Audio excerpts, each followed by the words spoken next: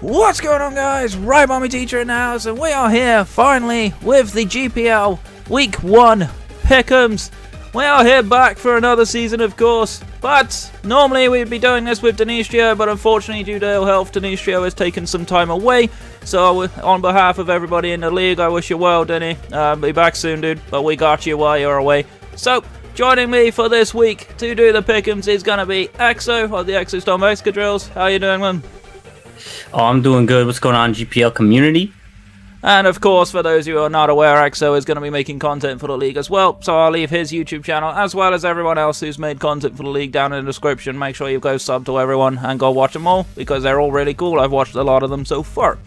But for those of you who are new here or haven't seen Pickems before or have lived on a rock, on the side of me, either side of the screen, are going to be two coaches who are playing each other this week. Exo and I are going to break down strengths and weaknesses on both sides in the matchup, and we're going to predict A, a winner, and B, a scoreline.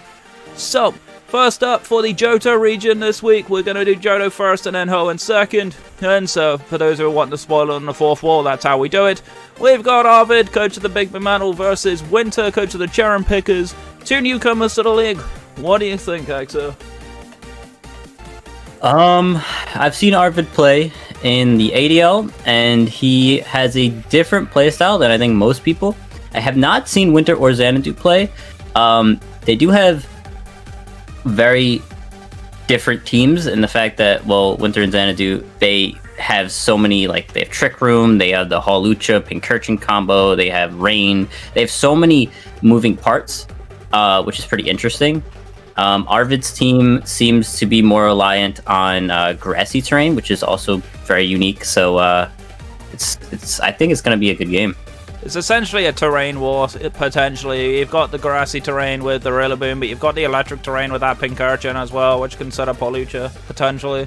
I can see a lot of different sets coming from both sides, so it's kind of difficult as to predict which one I would like to see. I think Mew has a potential to be a nightmare. Mew is always a problem to prep for because it can literally be anything, and that's one of the scariest parts. Honestly, I'm struggling to see a team of 6 that I would pick for Arvid, straight up. I'm looking at certain picks that I think could be good, but then I can kind of see issues that Xanadu can do. I think the setup on the Blastoise with the Shell Smash is probably going to be too much for Arvid's team. Obviously, it does get the ice coverage for the Rillaboom. It does actually get a lot of coverage moves. It gets Dark Pulse for Chandler, but it doesn't need it because of Water move. It gets Ice Beam, of course, for Flygon. So there's a lot of things that it can do. I think if the Blastoise can get set up, it will just run away with the game. That's where I'm kind of on the boat for there. Obviously, Mantine could be a thing, but there's plenty of answers for Mantine in the world. Even Pincurchin can beat it, so I'm not sure. I'm leaning towards a Winter win, but I don't know how close it's going to get. I think it could be close, especially if Melmetal is allowed to put in a lot of work. Melmetal obviously breaking a lot here. But I'm going to back Winter to win, but I think it's going to be a 2-0. Okay. I think what you said with the Melmetal, there's not many Pokemon that could take 2 hits from a Melmetal very efficiently. I think, oh man, yeah, this is going to be a close match, I think. I can go with the side that Winter's going to win, but I'm going to say it's going to be a 3-0. Unlucky Arvid. Obviously, we both know him from the ADL. But either way, next round we have got what would have been Denisio, but is actually going to be Shadow IX. So Shadow is going to be filling in for Denisio versus Sylvie, of course. Now, when I look at this team, and I look at both of these matching up against each other, I see Zeraora, and I want to cry for Shadow, because I feel like there's just nothing that he has that can deal with this thing at all. Like, Zeraora outspeeds the entire team, and there's not really a lot of ways to actually beat it. It gets coverage that hits everything on this team bar Bolton, and Bolton's like the only thing, and it has to be Scarf that can outspeed realistically, as well as Cinderace, but Cinderace doesn't get anything to hit it.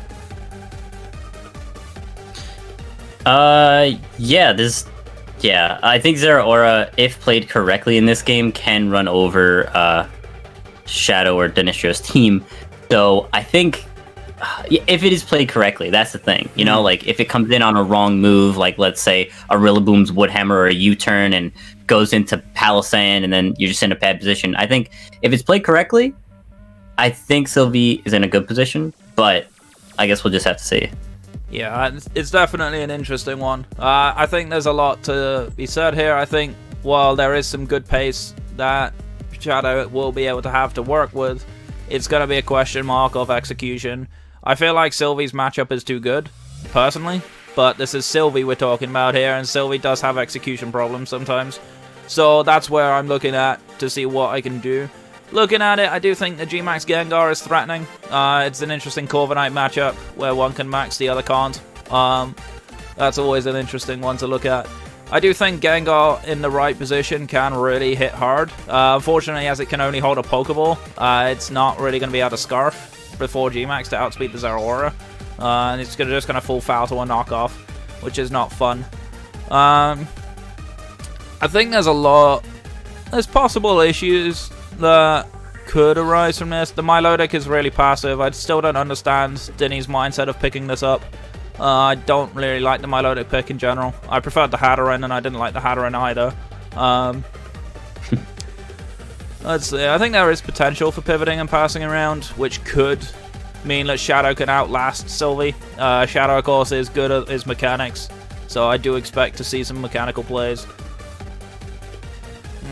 I'm still looking at that Zeraora, though, and I'm still finding it hard to justify it. That's the problem. Zeraora causes so many issues. I think as much as I want to back Sylvie to win this, I feel like I can possibly back Shadow better. You know what? Nah, it's first week of the season. I'm backing Sylvie. Which may be a mistake, but you know what? I'm doing it. And I'm going to give Sylvie a 2-0. Okay, fair. I think Shadow is going to outplay Sylvie this week, and I think it's going to be decently close. I'm going to say a 2-0 on Shadow's side, or Denistro's side. Gotcha. Alright. Next up then, battle number 3 is going to be myself versus Niko. Now obviously I have a bit of insider information on this one, so you can take the reins to start. Okay. So, looking at both teams, I think for week 1, Niko's at a disadvantage, number 1, because he did make 3 swaps, I believe, so he has to wait until week 2. So he's probably not very comfortable with his team, which is sort of gives me the impression that you are in a better position this week, because I think you're more comfortable with a lot of your mons, like I know you like Pangoro, you're good with the Ralladon, Volcarona, so I think, and Orbeetle, I think you're really good, really well put together with your team, whereas Niko has to change a few things, which he did, of course. I think you're in a better position, yeah. Yeah, for sure. Obviously, the Cinderace does outspeed my entire team. That is one thing that we do have to watch out for. However, it's kind of tricky, because once Volcarona gets a Quiver Dance off, there's not really a lot of switch-ins to it, because it gets a lot of coverage moves that really does hit hard. Like, it does get Psychic for the Conkeldurr, it does get Giga Drain, of course, for Lunatone. So there's not really too many ways that it can switch in. Dhelmiser's not a great switch because of the fire move. Indeed, he's like the best option, but if I run Bug Buzz, Indeed he doesn't live. And like that's the issue that Volcarona poses to Niko's team. But the underrated sleeper in here is Carkol. Carkol can actually do quite a fair bit of work in this match. There's not a lot of entry hazards on Niko's team, so I'm not that worried about it. Obviously with Lunatone and Bisharp being the only rockers. And Klefki, of course, getting spikes, but I'm not really worried about any of those 3. I don't think any of those 3 pose a big enough threat for me to be worried. And if they do come, I doubt they'll bring in hazards. Well, Klefki will have to bring it, because it's not really good offensively. But all 3 of them can kind of get shut down by Mudsdale. Yeah, now that you mention it, the Carkol could come in even on like a Cinderace's fire move, be faster than it, and may even kill it depending on how much health it has, like after rocks and stuff. So yeah, I could see Carkol actually doing a lot of work in this game. It also gets Flash Fire as well, which is kind of sneaky. I could actually run Flash Fire Tech instead of Steam Engine. True. That could also be something to be aware of. Who knows, I might bring it. I haven't decided. But either way, obviously, I'm biased. I'm going to have to back myself, because objectively, I feel like I've got the better matchup. Either way, I'm going to put myself on a 4-0. Wow. Okay. All right. All right. You know what? I sort of Niko was talking to me about what he's gonna bring, and I think it's gonna be fire. Not sure if it's gonna work, but I'm still gonna back him anyways. I'm gonna give him a 1-0 this week, though. That's fair. That's totally fair. I'm interested to see what he does try to bring. I think I've got answers for his whole team, but we'll see. Alright, coming in number 4 then is going to be Akami versus Professor Elm. This is a really interesting match to me, because obviously Akami we know from before back in Season 1, but this is a completely different metagame. And Professor, who you wouldn't believe was brand new to draft, when you look at his draft, it's very well crafted. So this is a really, really tight matchup. Akami has said to me he's planning on bringing some fire. He's got some ideas already. They are actually playing this match the day after we're recording this, so I'll be really interested to see how this one goes up.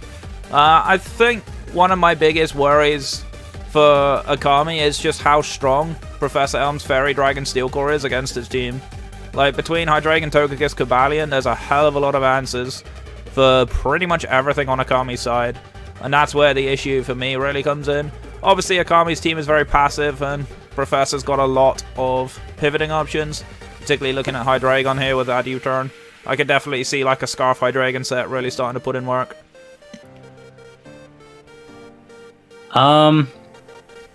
Yeah. Now, okay. So I think from Season 1, Akami really had a clean team. I think this time he has a lot of solid, like, Grimmsnarl, G-Max is great. Not sure about the Darmanitan. Actually, I don't know about Zen mode too much. Mandibuzz is clean, Heracross is clean, but, like, I don't know how all of them work together necessarily. Like, they're all really good mons, but I'm not sure if they go together very well. Whereas Professor Elm's team, I think, works very well together. I think Venusaur, if they can get Chlorophyll up, of course, with Chlorophyll boosted rather, it can sort of run through Gecko Kami's team. So yeah, that's definitely something to watch out for. Yeah, especially as it gets Weather Ball now. That's a pretty interesting tech. A lot of people were sad that it missed Hidden Power Fire, but let's be honest, Weather Ball is way better than Hidden Power Fire. So, ooh, it's a tough one for me. I feel like I have to back Professor. I feel like his team is pretty well rounded. It just depends on how well he executes on it. I had the opportunity actually to be in call with Professor earlier before I started up my stream. He seems pretty confident in his matchup, so I'm really excited to see what does come. I didn't actually know what the team was. I actually jumped into call afterwards, so I don't know what his team is. But I know Akami's got probably some shenanigans up his sleeve. Akami is a very tricky player, but he's gonna hate me on tomorrow's stream. But I'm gonna back Professor Elm, not Akami, even though I'm doing a playthrough of Akami right now. But I'm gonna back Professor. I think it's gonna be close. I think it's probably be about 3-0 though. I think 3-0 Professor. Okay. I'm gonna also back Professor just for the same thing. Venusaur, Weather Ball and Earth Power, I think just in general sort of runs over Gecko Kami's team, but I think it's gonna be a 2-0 for Professor. Alright. And that means last up on the docket, he's last in 2 videos in a row. It's going to be DJ, of course, at DJ's Darkness versus Burger and his stall team. Just kidding. He's going to get memed on that all season long. He hates it, but it's funny. I don't know where to put this one at first look, if I'm honest. So I'll let you start off. Well, okay, Burger's gonna bring stall, so, it's gonna be a little hard for DJ to break it. No, okay. I think DJ, he's bringing Sun, and Venusaur sort of runs through Burger's team. Like, I feel a bit like Venusaur is such a good mon in this generation with Earth Power and Weather Ball. Like, what takes a hit from Venusaur here? Like an Assault Vested Licky Licky, maybe? That's about as far as it goes. And, like, Licky Licky does have Cloud9, which negates the Sun. So, like, there is that kind of thing. But, like, honestly, like, if that's your best answer to this thing, then that's kind of scary. Like, Scarf Dragapult with Flamethrower, I guess. But I don't even think Scarf Dragapult can outspeed Chlorophyll Venusaur. It might be able to. I haven't done the calc. I think it's close, speed-wise. But then if you're running Scarf on Dragapult, you're kind of missing that power output that it has. So it's really tough. And then even if he does bring Scarf Dragapult, there's a lot of switch-ins to Dragapult from there. But yeah, I can definitely see Sun just being a nightmare. That Darmanitan and Sun looks disgusting to me as well. And then Kommo can do anything. There's a lot of things that Kommo's got. Gardevoir is an interesting pick. I don't know if Gardevoir does come, but it does get grass coverage. So it does have ways to break through Seismitoad, for example. And stuff like that. I'm still baffled by this Rotom fan pick. I really just think regular Rotom is so much better on this team, but maybe I'm wrong. But yeah, I think DJ's Sun is too strong. I think it'll overpower Burger at the best of times. Webs could be a thing though. I could definitely see the Orbeetle getting a Webs off. That could be an interesting one. How much does Webs play a factor in? There's not the hugest amount of removal on DJ's team. Like Rotom obviously with Defog, but it's not that much else. Weezing gets Defog as well, yeah. Makes things interesting. So I would say higher here for DJ. The only thing is, it's Burger, and I know Burger, he never, okay, I wouldn't say never gets 6-0 because we saw the Lapras last season, but it's very hard to get 6-0'd when Burger's on the other side. So I would say, I'm going to say 3-0 for DJ. I'm also going to go DJ, but I reckon it's going to be higher than that. I think, yes, while it is hard to 6-0 Burger, because he does tend to eke out differential, I don't see a clear-cut way for him to be able to do it on this team so easy. I'm going to back DJ for a 5-0. Not a 6-0, though, because I do think he will get one. But I think DJ has enough tools in his locker to be able to outplay Burger. So, that's going to be all of our pick'ems for the Johto division. Let us know what you think about the matchups, of course, in the predictions in the Discord. I know a few people have already done it, but yep, that's going to be it from us. So thank you so much for watching. My name is Raibombi Teacher. That's Exostomp. Or not, because he's disappeared. But either way, make sure to stay safe, stay awesome, and we'll catch you guys in the next one. Take care.